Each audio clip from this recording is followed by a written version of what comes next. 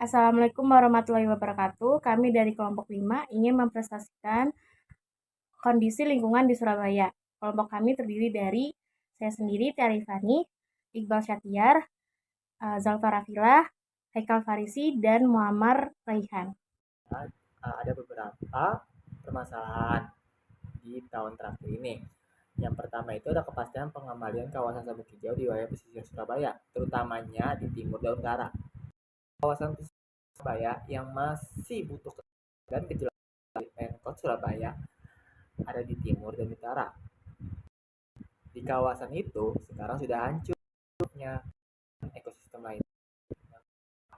Dengan semakin bertambahnya jumlah penduduk di Surabaya, nah, volume sampah juga semakin meningkat. Meski sudah ada upaya pengurangan, pendaur ulangan, dan penggunaan ulang beberapa benda yang berpotensi menjadi sampah, khususnya dari bahan plastik, masih ditemukan waduk atau bozen nih yang harusnya jadi tempat tampungan air, justru jadi tampungan sampah. Kondisi itu juga ditemukan KJPL Indonesia di beberapa saluran primer di Surabaya, di antaranya di kali atau sungai Asem Rowo, yang sampai hari ini masih jadi lokasi rutin untuk buang sampah warga Surabaya dari beberapa lokasi. Selanjutnya, permasalahan lainnya adalah sanitasi perkotaan.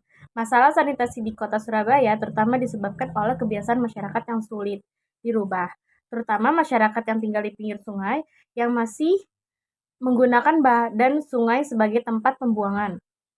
Buruknya, sanitasi perkotaan akan menyebabkan masalah pada tingkat kesehatan masyarakat, terutama munculnya berbagai penyakit diare, muntaber, dan penyakit kulit. Selanjutnya, kualitas air di kota Surabaya yang semakin menurun, baik air tanah maupun air permukaan, disebabkan oleh beberapa hal, yaitu erosi tanah selama konstruksi bangunan, limbah industri, luapan air kotor, dan septic tank banjir, serta kontaminasi air hujan di permukaan tanah dan jalanan, karena antara jaringan air bersih dan sanitasi saling berkaitan. Maka dalam perencanaan dan pembangunan jaringannya harus ada keterpaduan di antara keduanya dengan jaringan jalan dan tata hijau kota. Selanjutnya ada penanggulangan permasalahan di kota Surabaya. Penanganan sampah dengan paradigma lama diganti dengan paradigma baru yang dimana mengedepankan proses pengurangan dan pemanfaatan sampah atau minimalisasi sampah. Minimalisasi sampah adalah upaya untuk mengurangi volume, konsentrasi, toksisitas, dan tingkat bahaya limbah yang berasal dari proses produksi dengan reduksi dari sumber pemanfaatan limbah. Keuntungan dari metode ini adalah mengurangi ketergantungan terhadap TPA atau tempat pembuangan akhir, meningkatkan efisiensi pengolah sampah perkotaan, dan terciptanya peluang usaha bagi masyarakat.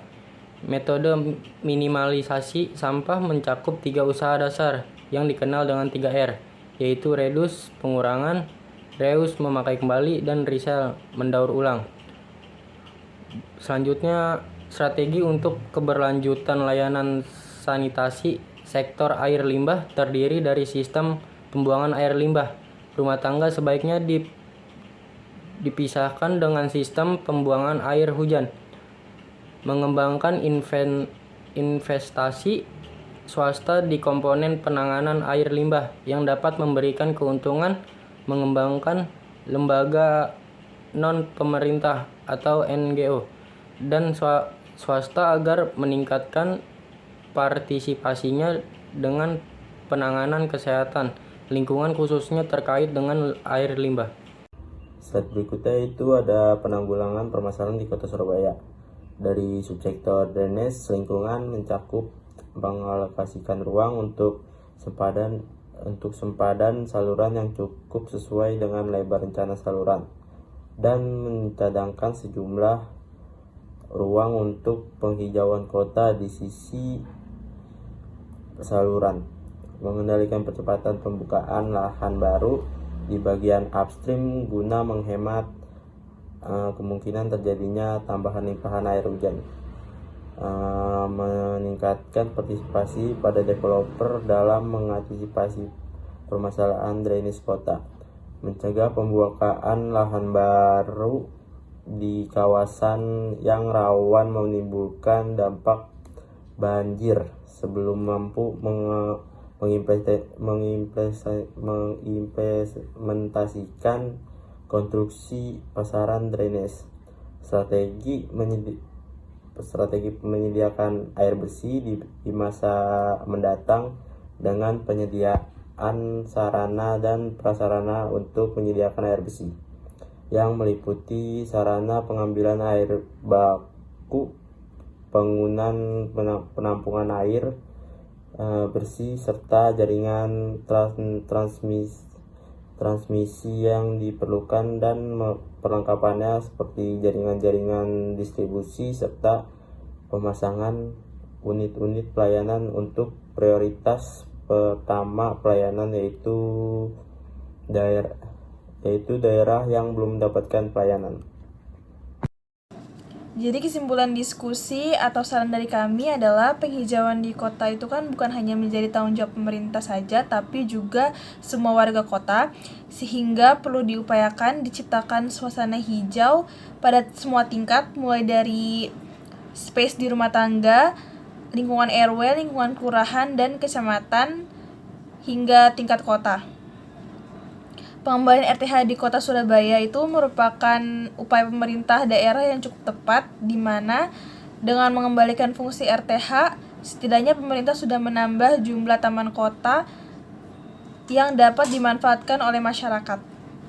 Namun perlu kiranya dalam setiap taman kota tersebut dilengkapi dengan sarana atau tempat pembuangan sampah atau bak sampah untuk lebih menyadarkan masyarakat akan pentingnya kebersihan taman kota untuk menjaga keindahan dan kenyamanan bersama. Sekian penjelasan dari kelompok kami, kurang lebihnya mohon maaf. Wassalamualaikum warahmatullahi wabarakatuh.